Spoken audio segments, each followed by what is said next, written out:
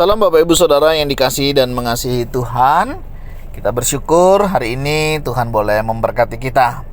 Mari sebelum kita membaca merenungkan firman Tuhan, kita berdoa. Tuhan, terima kasih, kami sungguh bersyukur kalau hari ini Engkau boleh memberkati kami dan kami boleh ada sebagaimana kami ada. Ini semua karena berkat dan kemurahan-Mu. Hari ini kami akan membaca dan merenungkan firman-Mu. Berfirmanlah dan biarlah kami mengerti apa yang menjadi kehendak-Mu di dalam hidup kami. Kami berdoa di dalam nama Tuhan Yesus Kristus. Haleluya. Amin. Bapak Ibu Saudara, ayat firman Tuhan yang menjadi bacaan kita hari ini terambil di dalam kitab Ulangan pasal yang ke-21 ayat yang ke-10 sampai ayatnya yang ke-17. Saya akan membacakan ayat 10 dan 11.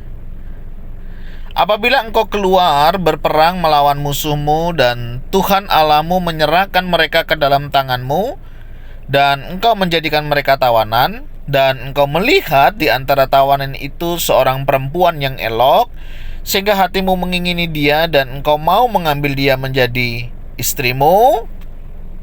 Amin. Demikianlah firman Tuhan. Mari kita merenungkannya.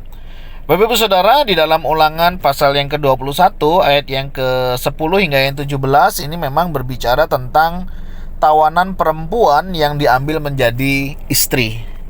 Sesuatu yang wajar ya pada zaman peperangan, ya zaman dulu begitu ya. Ketika seseorang berperang, mereka menang, biasanya musuh itu akan menjadi tawanan. Dan biasanya para tentara, para serdadu itu ketika melihat ada perempuan atau yang memikat hatinya begitu, biasanya mereka akan diambil oleh mereka. Pada umumnya mereka akan diperlakukan menjadi tawanan perang dan biasanya diperlakukan dengan tidak baik ya, tidak ada rasa hormat, tidak ada rasa belas kasihan di sana karena mereka dianggap sebagai tawanan perang. Dan pada zaman-zaman perang hal itu sangat wajar. Tetapi menarik sekali kalau kita memperhatikan di dalam ayat ini, bagaimana Tuhan juga ternyata memperhatikan bagaimana sikap seharusnya bangsa Israel ketika mereka menang perang dan Tuhan memberikan itu ya kepada mereka. Dan jika ada di antara mereka mendapati begitu ya, misalnya seorang perempuan yang elok dan menginginkan untuk menjadi pasangannya, itu dibuat resmi saudara ya, dijadikan menjadi istri ya, kemudian untuk diperlakukan dengan baik ya, dibersihkan, diperlakukan sebagaimana layaknya pasangan mereka. Dan ini menjadi perhatian yang menurut saya sangat baik sekali. Bagaimana kita memperlakukan orang lain hari ini? Mungkin mereka bukan tawanan perang ya, karena zaman ini kita sudah tidak lagi berperang akan hal itu. Tetapi bagaimana kita bersikap memperlakukan orang lain? Bagaimana kita memperlakukan pasangan kita? Ya, sebagai seorang laki-laki misalnya, bagaimana sih seorang laki-laki yang baik? Bagaimana seorang suami yang baik ya memperlakukan pasangannya dengan baik? Ya, kita bisa memperhatikan ya bagaimana kita menjadi seorang laki-laki misalnya ya, dengan cara kita memperlakukan pasangan kita dengan baik ya. Karena apa? Anak-anak kita juga akan melihat, oh begitu ya cara mengasihi dari seorang suami kepada istrinya. Dan itu akan menjadi contoh yang baik buat anak-anak kita ketika mereka memperlakukan pasangan mereka kelak begitu ya. Ini contoh yang baik.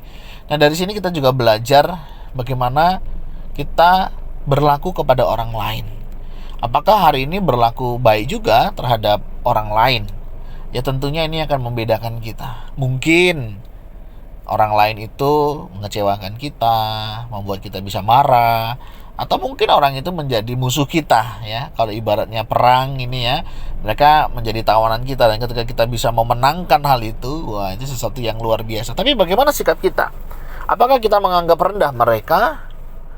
Apakah kita menganggap bukan manusia lagi? Tentunya tidak.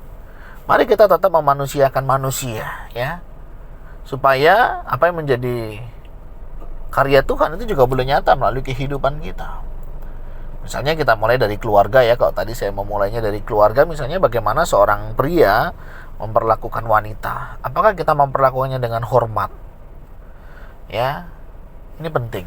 Misalnya dengan pasangan, apakah kita hari ini juga sudah memperlakukan pasangan kita dengan baik? Menghormati mereka, mengasihi mereka, menyayangi mereka. Dan sebagai orang tua, bagaimana kita memperlakukan pasangan kita di depan anak-anak kita? Apakah kita juga memberi contoh yang baik? Sehingga anak-anak kita mendapatkan role model yang baik. Nah, saudara, mari kita belajar bagaimana kita memperlakukan orang lain hari ini. Sudahkah kita memperlakukan orang lain sebagaimana mestinya sebagai seorang yang mengasihi Tuhan? Bagaimana kita menilai mereka? Penilaian kita akan mempengaruhi perlakuan kita. Ya, istilahnya itu labeling.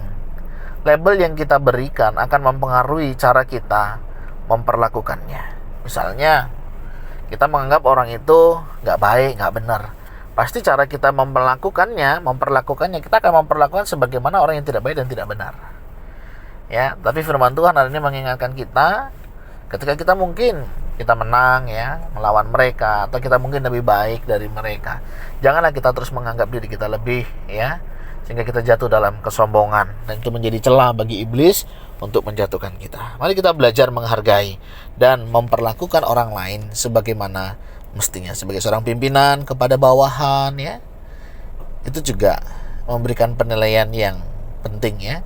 Jangan kita semena-mena karena kita punya kekuasaan dan kekuatan, tapi biarlah kekuasaan yang kita berikan boleh membantu dan menolong lebih banyak orang, sehingga banyak orang boleh merasakan kasih dan anugerah dari Tuhan.